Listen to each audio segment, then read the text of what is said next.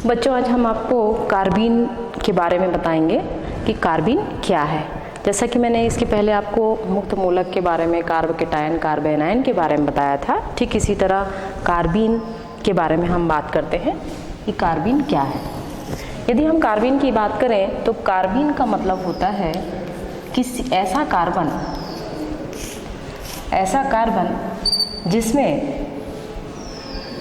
दो बंध है और दो इलेक्ट्रॉन है। इस प्रकार से दो बंधित इलेक्ट्रॉन हैं या दो बंध दिखाई दे रहे हैं और दो इलेक्ट्रॉन मौजूद हैं। तो इस आधार पर यदि हम बात करें तो यहाँ पर इलेक्ट्रॉन की जो संख्या होगी इस कार्बन में, इलेक्ट्रॉन की कुल संख्या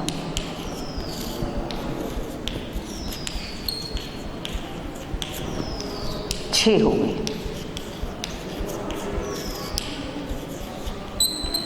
6 होगी तो उसे हम कहेंगे कार्बन। जैसे मान लीजिए हम लिख रहे हैं यहाँ पर CH2। तो यहाँ जब CH2 की बात हो रही है तो CH2 में आप देखिए कार्बन का परमाणु क्रमांक 6 होता है और 6 परमाणु क्रमांक के आधार पर यदि हम 6 इलेक्ट्रॉनों की बात करें तो यहाँ पर आप देखिए एक इलेक्ट्रॉन यहाँ दिखाई दे रहा है, एक इलेक्ट्रॉन ये है, दो इलेक्ट्रॉन हो गए, तो 2 और 2 4। तो कार्बन की यदि हम संयोजकता निकालें तो कार्बन की संयोजकता 4 होती है, क्योंकि बंध बनाने में 4 ही इलेक्ट्रॉन भाग लेते हैं और ये 4 इलेक्ट्रॉन इस प्रकार से होंगे 1s2, 2s2, 2p2। तो ये जो 4 इलेक्ट्रॉन दिखाई दे रहे हैं, इन्हीं 4 इलेक्ट्रॉन में से 2 इलेक्ट्रॉन यहाँ पर अलग दिख रहे हैं आपको और 2 इलेक्ट्रॉन हाइड्रोजन के साथ क्रिया कर रहे हैं। तो कार्बीन ऐसा कार्बन है जिसमें 2 बंध होते हैं और 2 इलेक्ट्रॉन होते हैं। तो 2 बंध में 4 इलेक्ट्रॉन हो गए, क्योंकि यहाँ पर एक इलेक्ट्रॉन हाइड्रोजन का मौजूद होगा और इस तरह से इनके बीच यदि हम इलेक्ट्रॉन युग्म की बात करें तो यहाँ पर इलेक्ट्रॉन की संख्या हो जाएगी 4 और इन 2 को मिला करके टोटल इलेक्ट्रॉन की संख्या आपको 6 दिखाई देगी। तो कार्बीन ऐसा कार्बन होता है जिसमें 6 इलेक्ट्रॉन होते हैं। जब इलेक्ट्रॉन 6 होंगे तो इसको हम इस प्रकार से भी स्पष्ट बता सकते हैं आपको। जैसे मान लीजिए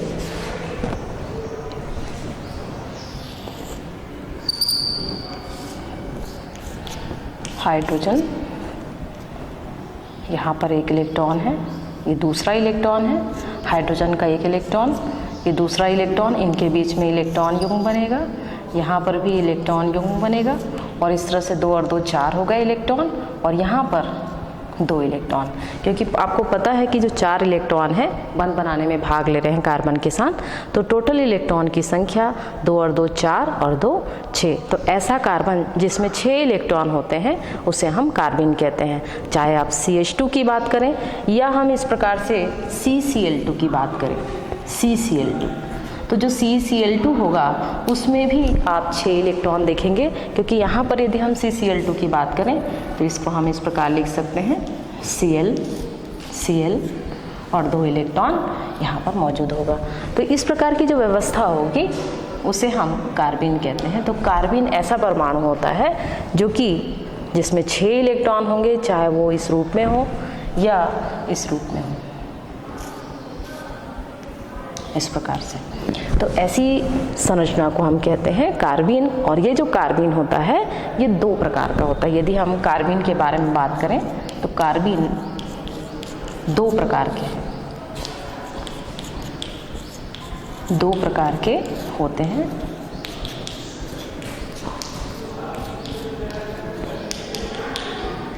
पहला एकल कार्बीन,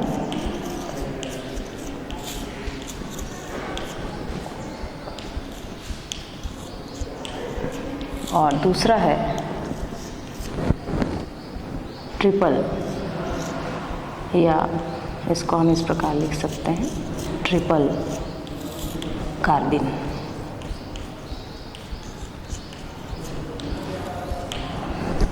तो कार्बन 2 प्रकार के हैं। ऐसा कार्बन जिसमें कि 6 इलेक्ट्रॉन होंगे, 2 बंध के रूप में और 2 इलेक्ट्रॉन के रूप में, तो इसे हम कार्बीन कहते हैं। यदि ये इलेक्ट्रॉन एकल कार्बीन के रूप में है तो एकल कार्बीन के रूप में यदि संरचना देखें या ट्रिपल कार्बीन के रूप में यदि संरचना देखते हैं तो उसे हम इस प्रकार बता सकते हैं आपको।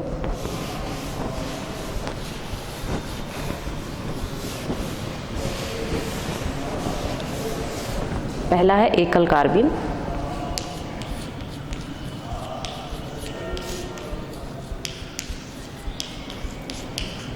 एकल कार्बीन में यदि हम स्ट्रक्चर देखें तो इसकी स्ट्रक्चर इस प्रकार की होती है।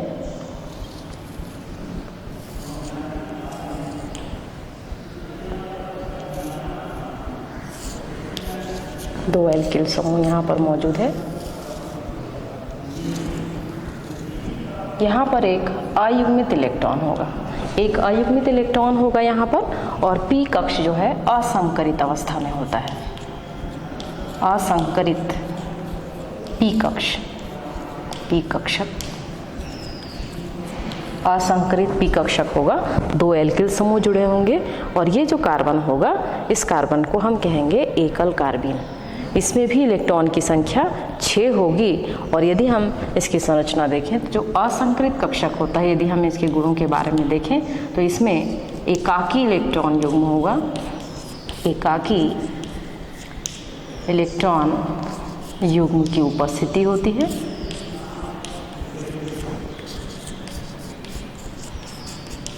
उपस्थिति होती है। साथ साथ आप ये देखिए कि यहाँ पर जो कार्बन होगा वो sp2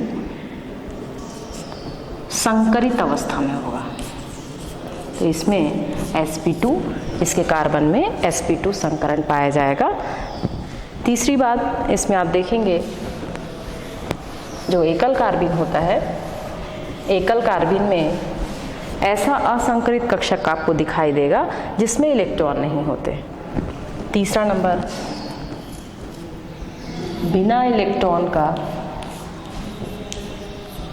बिना इलेक्ट्रॉन का असंकरित कक्षक, पी असंकरित कक्षक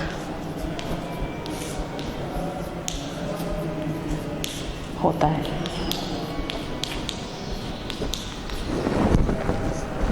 तो इस प्रकार से आप देखेंगे कि एकाकी इलेक्ट्रॉन युग्म की उपस्थिति होगी यहाँ पर। जो एकाकी इलेक्ट्रॉन युग्म दिखाई दे रहा है, ये एकाकी इलेक्ट्रॉन युग्म यहाँ पर मौजूद है जो कि स्थानांतरण में ही भाग लेता है। दूसरा, यहाँ पर जो कार्बन है वो sp2 संकरित अवस्था में है। यहाँ 2 एल्किल समूह मौजूद है, तो कार्बन के साथ 2 एल्किल समूह हैं और एकाकी इलेक्ट्रॉन युग्म यहाँ पर मौजूद है। और बिना इलेक्ट्रॉन का p ऑर्बिटल जो कि असंकरित कक्षक के रूप में यहाँ पर मौजूद है। नेक्स्ट है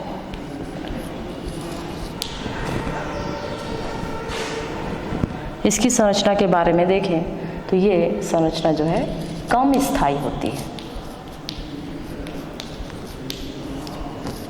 कम स्थायी संरचना है। तो एकल कार्बीन जो कि कम स्थायी संरचना है और साथ में असंकरित पी कक्षक मौजूद होता है, एकाकी इलेक्ट्रॉन युग्म की उपस्थिति होगी और इसका कार्बन जो है sp2 संकरित अवस्था में होगा। दूसरा है तिर्यक कार्बीन। तिर्यक कार्बीन, यदि हम तिर्यक कार्बीन की बात करें तो तिर्यक कार्बीन की जो संरचना होगी उसकी संरचना के आधार पर इसको हम इस प्रकार बता सकते हैं। इस प्रकार की स्ट्रक्चर होती है, एल्किल समूह, यहाँ एल्किल समूह है इस प्रकार से। और यहाँ पर जो पी कक्षक होते हैं, ये पी कक्षक 2 पी कक्षक असंकरित अवस्था में होते हैं। इसको हम कहते हैं असंकरित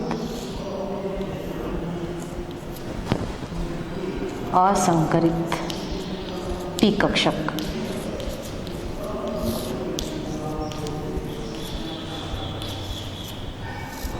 तो जब किसी भी संरचना में, किसी कार्बीन में 2 असंकरित पी कक्षक होंगे और इसका जो संकरण होगा ये संकरण sp संकरण होगा। इसमें कार्बन sp संकरित अवस्था में होता है, sp संकरित अवस्था में होता है। तो तिर्यक कार्बिन वह कार्बिन है जिसमें जो पी कक्षक हैं वो असंकरित पी कक्षक के रूप में, 2 असंकरित पी कक्षक होते हैं, और जो कार्बन होता है वो sp संकरित अवस्था में पाया जाता है। एक s ऑर्बिटल और एक p ऑर्बिटल जो है sp संकरण करते हैं। तीसरा भाग है इसमें, दूसरा भाग है इसमें, यह अधिक स्थायी होता है। इस प्रकार के जो कार्बिन आपको देखने को मिलेंगे ये अधिक स्थायी होते हैं और जनरली जितनी भी इलेक्ट्रोफिलिक अभिक्रियाएं होती है उनमें इसका उपयोग किया जाता है। तो जो एकल कार्बिन और तिर्यक कार्बिन है, इन दोनों में ही आप देखेंगे जो कार्बन की संख्या है वो 6 होती है। कार्बन में इलेक्ट्रॉनों की संख्या जब 6 पाई जाएगी तो उसे हम कार्बिन कहेंगे। तो यदि हम इन दोनों में अंतर देखें तो आपको कुछ अंतर इसमें दिखाई दे रहे होंगे। इस आधार पर यदि हम इन दोनों में अंतर लें तो इसको हम इस प्रकार बता सकते हैं।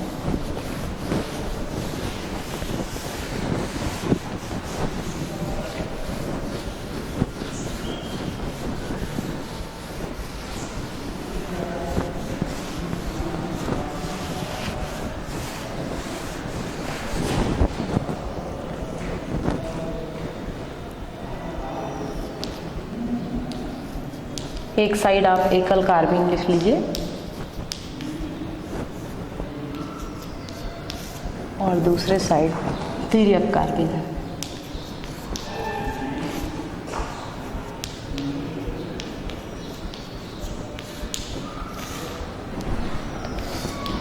सबसे पहला आप इसमें अंतर ये बता सकते हैं, इसमें मौजूद कार्बन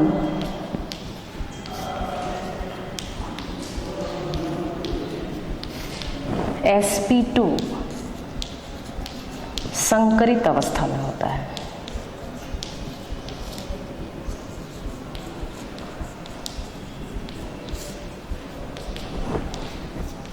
और यहाँ तिर्यक कार्बिन में आप बता सकते हैं, इसमें जो कार्बन होगा, इसमें कार्बन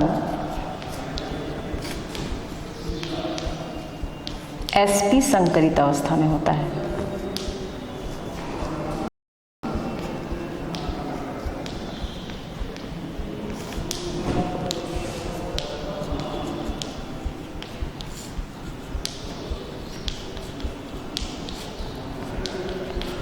दूसरा अंतर इसमें यह हो सकता है, इसमें एकाकी इलेक्ट्रॉन युग्म होता है। एक एकाकी इलेक्ट्रॉन युग्म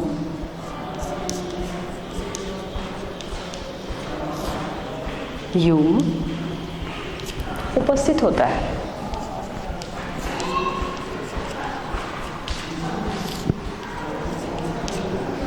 और तिर्यक कार्बिन में आप बता सकते हैं कि यहाँ पर अनुपस्थित होता है।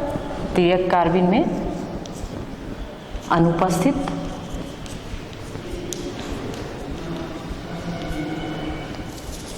तीसरा अंतर इसमें यह बताया जा सकता है, एकल कार्बिन में एक असंकरित पी कक्षक होता है। एक असंकरित बिना इलेक्ट्रॉन का पी कक्षक होता है। बिना इलेक्ट्रॉन का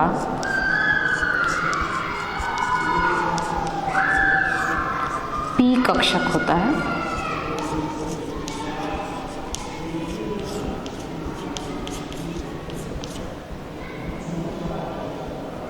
पी कक्षक होता है। उसी प्रकार से यहाँ पर आप बता सकते हैं, इसमें 2 असंकरित कक्षक इलेक्ट्रॉन वाले होते हैं।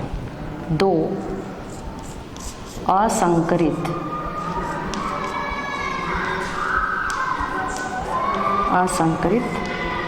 पी कक्षक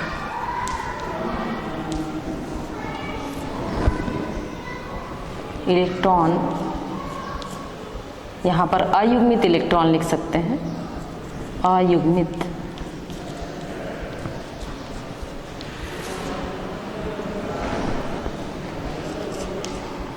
अयुग्मित इलेक्ट्रॉन के साथ होते हैं।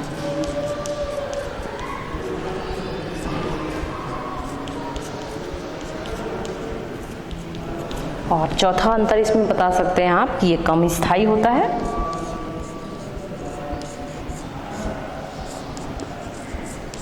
ये कम स्थायी है और ये अधिक स्थायी।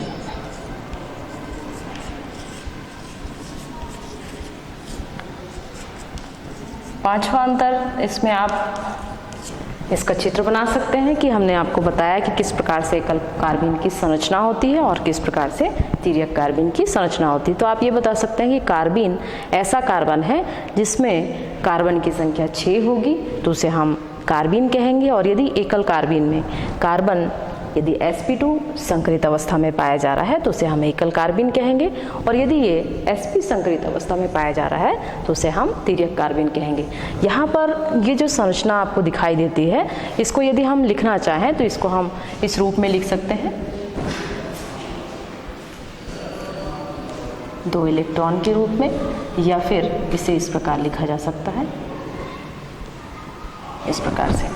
तो ये जो तिर्यक कार्बन है या एकल कार्बन है, इसमें ये एक स्थायी कम स्थायी के रूप में पाया जाता है, क्योंकि यहाँ पर एकाकी इलेक्ट्रॉन युग्म की स्थिति के कारण इनका जो आकार है उसमें विकृति उत्पन्न हो जाती है। लेकिन यहाँ पर विकृति उत्पन्न नहीं होती क्योंकि यहाँ पर एकाकी इलेक्ट्रॉन युग्म अनुपस्थित होता है। तो इस प्रकार से आप देख सकते हैं कि हम कार्बन को यदि हम विभाजित करें तो उन्हें हम इस प्रकार से अंतर स्पष्ट कर सकते हैं। लास्ट में आप इसमें इसका चित्र बना सकते हैं। नेक्स्ट है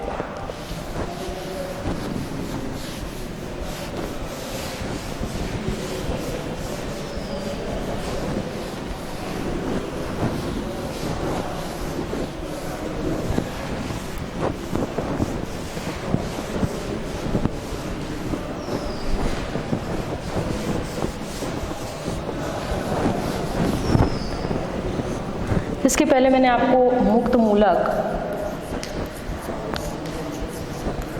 कार्बकेटायन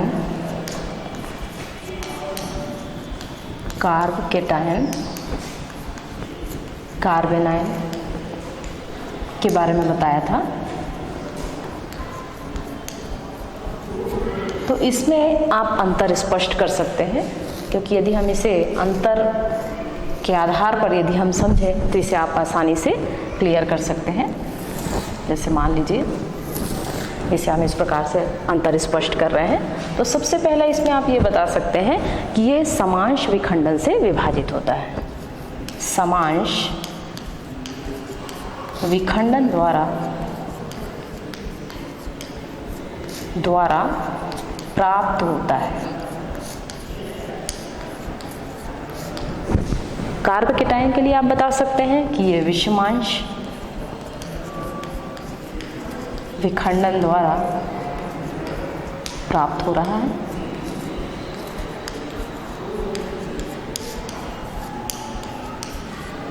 प्राप्त यहाँ भी आप बता सकते हैं, यह भी विषमांश विखंडन द्वारा प्राप्त होता है।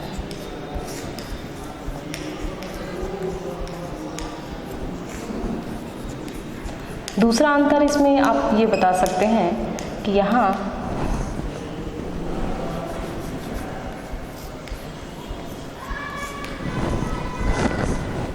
दूसरा, इसे आप इस प्रकार से संकेत दे सकते हैं। इस प्रकार का यदि आप संकेत देते हैं तो ये हो जाएगा मुक्त मूलक। और यदि आप कार्बकेटायन की बात कर रहे हैं तो इसे आप कार्ब धनायन लिखेंगे। जब कार्ब धनायन लिख रहे हैं तो उसे हम कार्बकेटायन कहेंगे, और यदि इसे इस प्रकार लिखा जा रहा है ऋण आयन के रूप में तो इसे हम कार्ब ऋणायन कहेंगे। तीसरा आप इसमें बता सकते हैं कि ये sp2 संकरित अवस्था में होता है। संकरित अवस्था में, ठीक इसी तरह यह भी sp2 संकरित अवस्था में होता है, और ये है sp3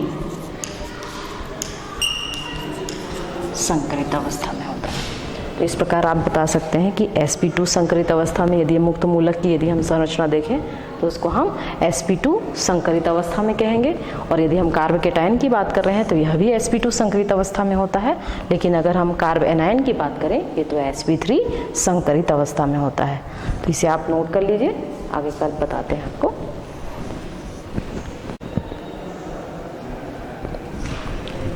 इसे आपने नोट कर लिया होगा। अब इसके आगे हम अंतर आपको बताते हैं।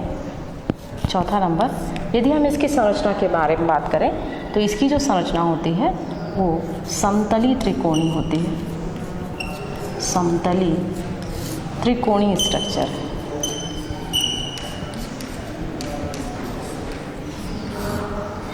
समतली त्रिकोणीय स्ट्रक्चर होती है। यदि हम इसकी बात करें तो ये सिर्फ समतली स्ट्रक्चर के रूप में आपको मिलेगा।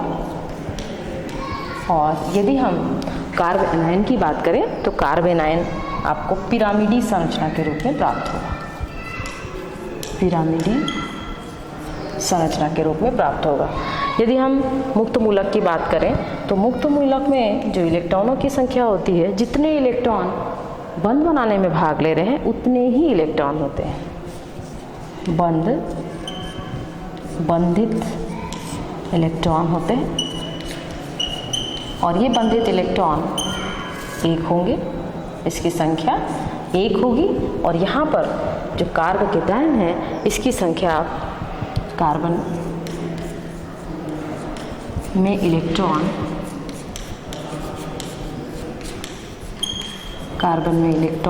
6 होंगे। और यदि हम कार्ब एनायन की बात करें तो कार्ब एनायन में इसकी संख्या कार्बन में इलेक्ट्रॉन 8 होंगे। जब कार्बन में 8 इलेक्ट्रॉन होंगे तो उसे हम कार्ब एनायन कहेंगे। तो इस प्रकार आप देखिए कि यहाँ पर कार्बन में यदि मुक्त मूलक है तो बंधित इलेक्ट्रॉन होंगे और उसकी संख्या एक ही होगी, क्योंकि बंध बनाने में भाग लेने वाले इलेक्ट्रॉन एक एक होते हैं। यदि एक सहसंयोजक बंध दिखाई दे रहा है तो उसमें भाग लेने वाले इलेक्ट्रॉनों की संख्या एक होगी। यदि हम कार्ब केटायन की बात करते हैं तो कार्ब केटायन में इलेक्ट्रॉनों की संख्या 6 होगी, क्योंकि यहाँ पर आप देखिए इसमें जो भी परमाणु इसके साथ दूसरा जुड़ेगा वह अधिक विद्युत ऋणात्मक तत्व होगा। लेकिन उसी प्रकार से यदि हम कार्ब एनायन की बात करें तो कार्बन में जो भी इलेक्ट्रॉन होंगे वो इलेक्ट्रॉन 8 होंगे, क्योंकि इससे जुड़ने वाला जो परमाणु होगा वो कम विद्युत ऋणात्मक होगा और कम विद्युत ऋणात्मक होने के कारण कार्बन में इलेक्ट्रॉनों की संख्या 8 हो जाएगी। तो इस प्रकार से आप देखिए कि जो मुक्त मूलक है, मुक्त मूलक की यदि हम संरचना देखें तो यहाँ पर मुक्त मूलक की संरचना को हम इस प्रकार से संकेत देते हैं। और यदि कार्ब धनायन है तो उसे इस प्रकार से संकेत दिया जाता है, और यदि कार्ब ऋणायन है तो उसे इस प्रकार से संकेत दिया जाता है। तो इस प्रकार इन तीनों में अंतर हम आसानी से स्पष्ट कर सकते हैं। नेक्स्ट है अभिकर्मक, ये आपने लिख लिया होगा। नेक्स्ट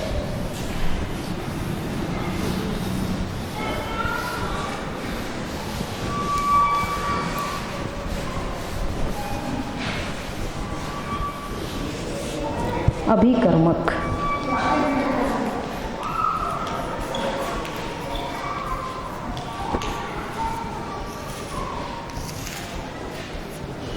अभिकर्मक की जो प्रकृति होती है, अभिकर्मक की प्रकृति 2 प्रकार की होती है। एक होती है नाभिक स्नेही प्रकृति, नाभिक स्नेही प्रकृति, और दूसरी होती है इलेक्ट्रॉन स्नेही प्रकृति। जैसा कि नाम से ही परिलक्षित हो रहा है कि नाभिक स्नेही क्या होगा, तो नाभिक स्नेही के आधार पर यदि हम देखें तो नाभिक स्नेही, नाभिक का मतलब क्या होता है, नाभिक से क्या तात्पर्य है, नाभिक से तात्पर्य है जिसमें धनावेश होता है। नाभिक वह होता है जिसमें धनावेश होता है। तो जो नाभिक से स्नेह रखने वाले हैं ऐसे परमाणु होंगे, ऐसे यौगिक होंगे जिन पर ऋणात्मक आवेश होगा। तो जहाँ पर भी यदि हम अभिकर्मक की बात कर रहे हैं तो अभिकर्मक 2 प्रकार का होता है। एक होता है नाभिक स्नेही के रूप में और दूसरा होता है इलेक्ट्रॉन स्नेही के रूप में। तो सर्वप्रथम आपको ये ध्यान में रखना है कि नाभिक क्या होता है और इलेक्ट्रॉन क्या होता है। यदि हम किसी भी परमाणु की संरचना देखते हैं तो किसी भी परमाणु में 2 भाग होते हैं। एक होता है नाभिक जिसमें प्रोटॉन व न्यूट्रॉन होते हैं। तो प्रोटॉन और न्यूट्रॉन है तो उसे हम कहेंगे नाभिक। तो ये जो बीच वाली जो संरचना आपको दिखाई दे रही है इसे हम नाभिक कहते हैं। और नाभिक के बाहर इलेक्ट्रॉन होते हैं और नाभिक पर धनात्मक आवेश होता है। यहाँ पर आप देखेंगे धनात्मक आवेश होता है। और यदि हम बाहर की बात कर रहे हैं तो बाहर इलेक्ट्रॉन होते हैं और ये जो इलेक्ट्रॉन है इस पर ऋणात्मक आवेश होता है। तो आप ये देखिए यहाँ पर यदि हम अभिकर्मक की बात कर रहे हैं तो यदि नाभिक स्नेही अभिकर्मक की बात कर रहे हैं तो चूंकि नाभिक में धनात्मक आवेश होता है तो नाभिक से स्नेह रखने वाले या उनसे क्रिया करने वाले जो भी अभिकर्मक होंगे उनमें कौन सा चार्ज होना चाहिए? यदि नाभिक स्नेही है तो ऋणात्मक चार्ज होगा। तो उस आधार पर यदि हम अभिकर्मक की बात करें, जैसे हम लिखते हैं OH माइनस आयन, तो जो OH माइनस आयन होगा चूँकि इस पर ऋणात्मक चार्ज है या ऋणात्मक चार्ज है तो ये क्या होगा? नाभिक स्नेही अभिकर्मक होगा। उसी प्रकार से आप देखिए CN माइनस आयन है, साइनाइड में माइनस आयन है तो यह भी नाभिक स्नेही अभिकर्मक होगा क्योंकि नाभिक पर कौन सा चार्ज होता है? धनात्मक आवेश होता है। तो इसके साथ अभिक्रिया करने वाला यदि नाभिक स्नेही है तो उस पर ऋणात्मक चार्ज होगा। तो ये कहलाएगा नाभिक स्नेही अभिकर्मक। चाहे आप ब्रोमीन की बात करिए, ब्रोमीन में माइनस आयन होता है। उसी प्रकार से क्लोरीन की बात करिए तो ये सभी नाभिक स्नेही अभिकर्मक होंगे जिस पर ऋणात्मक चार्ज होगा। तो ऐसे नाभिक स्नेही अभिकर्मक चूँकि नाभिक में धनात्मक आवेश होता है तो इसकी क्रिया हमेशा ऋणात्मक से होगी। तो उस आधार पर जो अभिकर्मक होगा उसे हम कहेंगे नाभिक स्नेही अभिकर्मक। दूसरा है इलेक्ट्रॉन स्नेही। जैसे कि हमने आपको बताया कि जो इलेक्ट्रॉन होते हैं वो नाभिक के बाहर विभिन्न प्रकार के ऊर्जा स्तर में चक्कर लगाते रहते हैं। तो इनके कक्ष फर्स्ट, सेकंड या K, L, M, N, O, P इस टाइप से विभिन्न प्रकार के कक्ष होंगे उनके परमाणु क्रमांक के आधार पर। जैसे कि आपको पता ही है कि यदि हम किसी भी परमाणु के इलेक्ट्रॉन की यदि हम चर्चा करते हैं तो इलेक्ट्रॉन के बहुत सारे ऊर्जा स्तर होते हैं उनके परमाणु क्रमांक के आधार पर। तो परमाणु क्रमांक के आधार पर हम देखें तो जो ऊर्जा स्तर होंगे K हो सकता है, L हो सकता है, M हो सकता है, N हो सकता है। तो ये सभी जो है ऊर्जा स्तर हैं इलेक्ट्रॉन के। इसी में ही इलेक्ट्रॉन मौजूद होते हैं। मतलब इलेक्ट्रॉन में के नाभिक के बाहर जो इलेक्ट्रॉन मेघ होता है वहाँ इलेक्ट्रॉन चक्कर लगाते हैं और ये विभिन्न प्रकार के ऊर्जा स्तर में आपको इलेक्ट्रॉन देखने को मिलेंगे। चाहे वो K कक्ष हो, K ऊर्जा स्तर हो, L ऊर्जा स्तर हो, M ऊर्जा स्तर हो।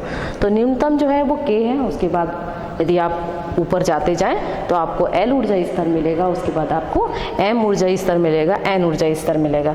तो जो इलेक्ट्रॉन से स्नेह करने वाले हैं, जैसा कि मैंने आपको बताया कि जो इलेक्ट्रॉन में जो आवेश होता है वो आवेश कैसा होगा? ऋणात्मक होगा।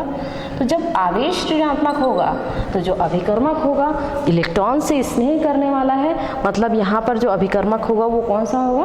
धनात्मक आवेश युक्त होगा। जैसे मान लीजिए हम यहाँ पर लिख रहे हैं H3O प्लस आयन। यदि हम H3O प्लस आयन लिख रहे हैं जिसको हम हाइड्रोनियम आयन कहते हैं तो ये जो हाइड्रोनियम आयन होगा ये होगा इलेक्ट्रॉन स्नेही।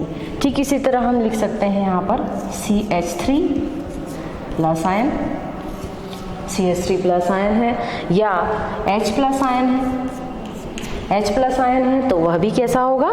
इलेक्ट्रॉन स्नेही होगा। और जितने भी धनात्मक आवेश युक्त आयन आपको या यौगिक आपको दिखाई देंगे, क्योंकि यौगिक तो नहीं कहेंगे, हम इसे आयन ही कहेंगे क्योंकि ये इलेक्ट्रॉन से स्नेह रखने वाले हैं। चूँकि इलेक्ट्रॉन में आवेश ऋणात्मक होता है तो इसमें जो भी अभिकर्मक होंगे इलेक्ट्रॉन स्नेही उस पर धनात्मक आवेश मौजूद होगा। चाहे आप C2H5 प्लस आयन की बात करें तो यहाँ पर आप देखिए कि यहाँ जो अभिकर्मक उपयोग में लाए जा रहे हैं तो अभिकर्मक, जैसे कि मैंने आपको बहुत सारी प्रभाव में आपको बताया था कि अभिकर्मक की उपस्थिति में कोई भी अभिक्रिया हो रही है तो अभिक्रिया में परिवर्तन आपको देखने को मिलता है। तो यदि ये नाभिक स्नेही अभिक्रिया है तो इसमें जो भी अभिकर्मक यूज़ होगा या उपयोग में लाया जाएगा वह ऋणात्मक आवेश वाला होगा। उसी प्रकार से यदि इलेक्ट्रॉन स्नेही अभिकर्मक है तो इलेक्ट्रॉन स्नेही होने के कारण इसमें जो भी अभिकर्मक आएंगे वो धनात्मक आवेश युक्त होंगे। तो इस प्रकार आप देख सकते हैं कि अभिकर्मक का उपयोग विभिन्न प्रकार की अभिक्रियाओं में होता है। अगर वह नाभिक किस नहीं है तो उसमें जो अभिकर्मक होगा वो ऋणावेशित होगा, और यदि इलेक्ट्रॉन इस नहीं है तो उसमें अभिकर्मक जो है धनात्मक आवेशित होगा। नेक्स्ट है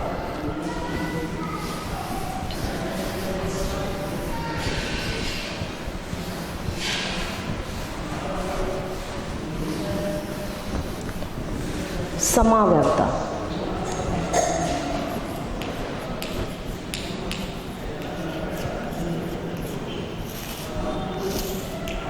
जैसा कि आपको ज्ञात है कि बहुत सारे ऐसे कार्बनिक यौगिक होते हैं जिनकी संरचनाएं होती हैं, और ये संरचनाएं भिन्न भिन्न प्रकार की होती हैं। और जैसा कि आपको पता है कि सभी यौगिकों के कुछ अणु सूत्र होते हैं, और यदि हमको अणु सूत्र हमें ज्ञात करना है तो उसके लिए हमको उसका परमाणु भार मालूम होना चाहिए। जब हम परमाणु भार हमें ज्ञात होगा तो हम उस यौगिक का अणु सूत्र निकाल लेते हैं।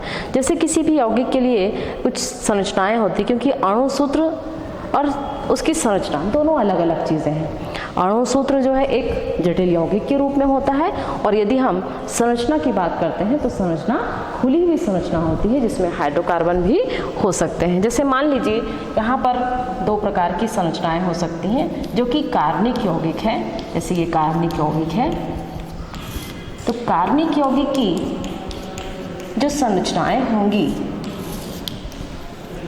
की संरचना, तो ये जो संरचना है, ये संरचना यदि समावयवता को ध्यान में रखी जा रही है तो अणु सूत्र समान होंगे, लेकिन संरचनाएं जब भिन्न भिन्न होती हैं तो उसे हम कहते हैं समावयवता।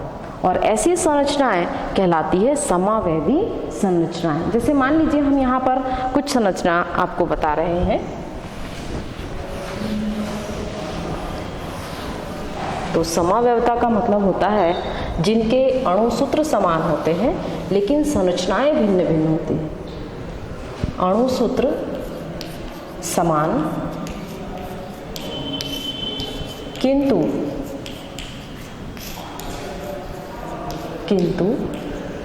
संरचनाएं भिन्न होती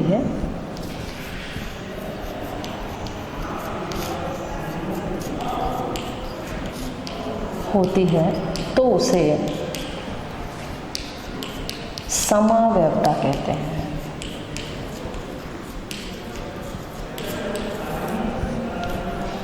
समावयवता कहते हैं। और ऐसी संरचनाएं जो एक दूसरे की समावयवी होती हैं, उन संरचनाओं को हम समावयवी संरचनाएं कहते हैं। समावयवी संरचनाएं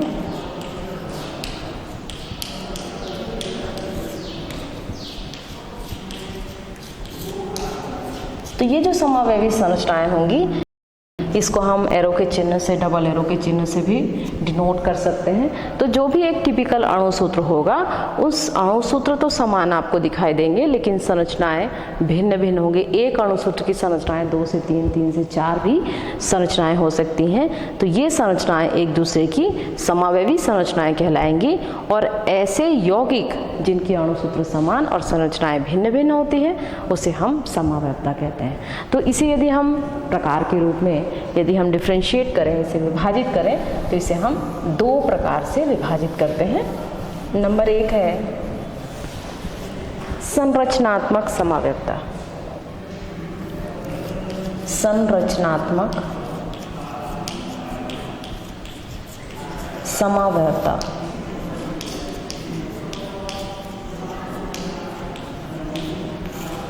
संरचनात्मक समावयवता। और दूसरी होती है त्रिविम समावयवता। त्रिविम समावयवता। संरचनात्मक समावयवता की बात करें तो जो संरचनात्मक समावयवता होती है, जिनकी संरचनाएं भिन्न भिन्न होंगी, और ये संरचनाएं कई प्रकार की हो सकती हैं। तो जब संरचना के आधार पर समावयवी संरचनाएं बनती है तो उसे हम कहते हैं संरचनात्मक समावयवता। लेकिन अगर किसी भी कार्बनिक यौगिक की संरचना त्रिविम में अगर भिन्न भिन्न दिखाई देती है, आंतरिक्षीय जो विन्यास होता है उसमें अगर आपको भिन्नता दिखाई दे रही है, तो ऐसी जो संरचनाएं होती हैं उसके कारण जो समावयवता उत्पन्न होगी उसे हम कहेंगे त्रिविम समावयवता। तो इस आधार पर यदि हम देखें तो सर्वप्रथम हम संरचनात्मक समावयवता के बारे में पढ़ेंगे। नेक्स्ट है संरचनात्मक समावयवता। इसको बताने के लिए हम सबसे पहले आपको इसके प्रकार भी देख लेते हैं। तो इसमें सबसे पहला प्रकार है श्रृंखला समावयवता।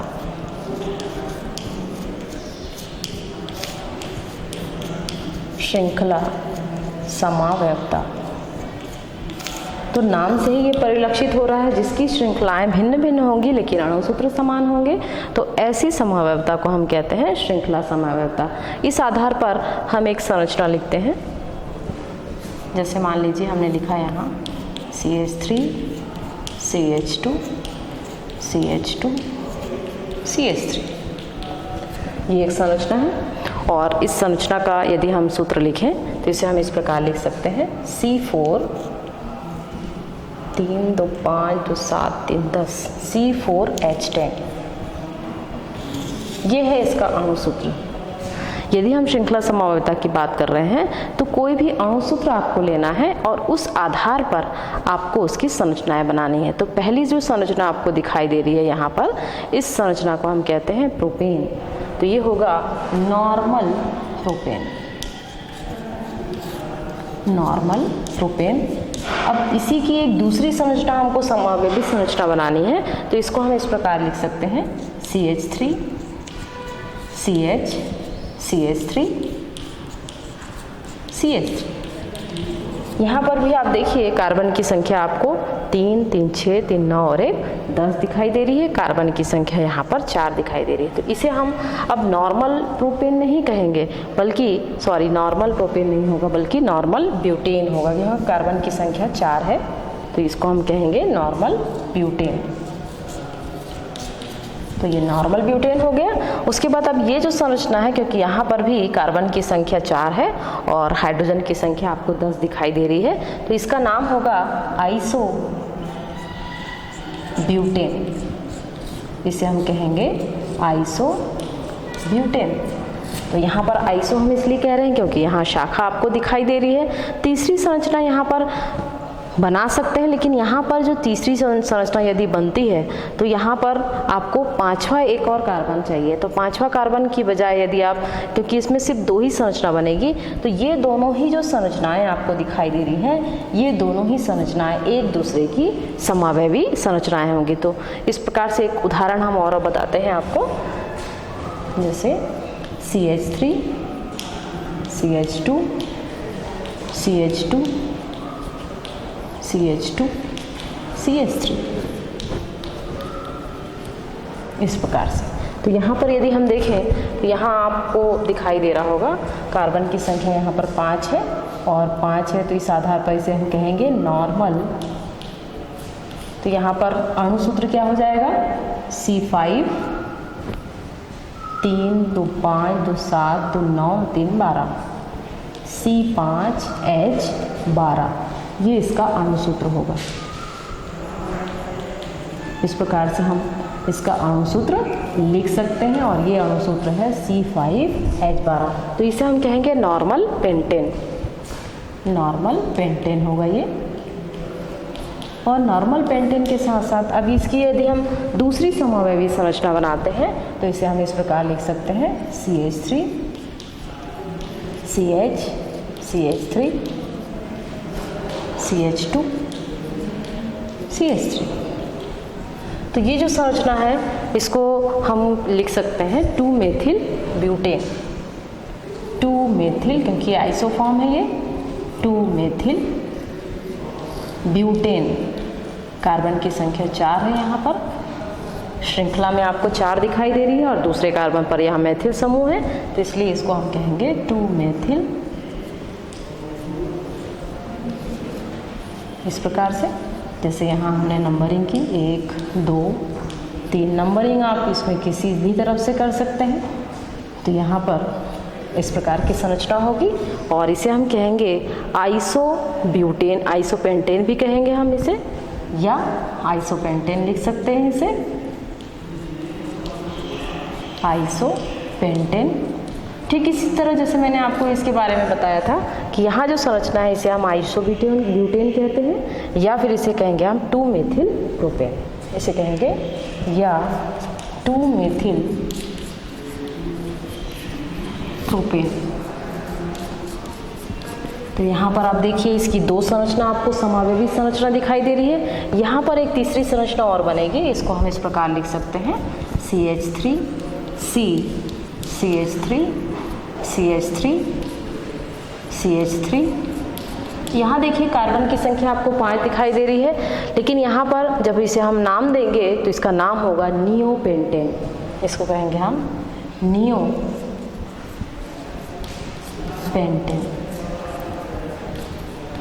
तो आप देखिए यहाँ पर 3 संरचनाएं दिखाई दे रही है। अणुसूत्र तो एक ही है C5H12, लेकिन इनकी संरचनाएं आपको 3 दिखाई दे रही है। सभी में आप देख सकते हैं कार्बन की संख्या 5 है और हाइड्रोजन की संख्या यहाँ पर 12 है, 3 चौक 12 दिखाई दे रही है। यहाँ पर भी वैसे ही है, 3 3 6 7 2 9 और 3 12। तो ये तीनों ही संरचनाएं एक दूसरे की श्रृंखला समावयवी संरचनाएं कहलाएंगी। तो ऐसी समावयवता जिसमें श्रृंखलाएं भिन्न भिन्न होती है लेकिन अणुसूत्र समान होते हैं, तो उन्हें श्रृंखला समावयवता कहते हैं। और ये जो संरचनाएं हैं उसे हम श्रृंखला समावयवी संरचना कहते हैं, जो कि संरचनात्मक समावयवता का एक प्रकार है। आज के लिए बस इतना ही, आगे का हम नेक्स्ट टाइम बताएंगे। Thank you.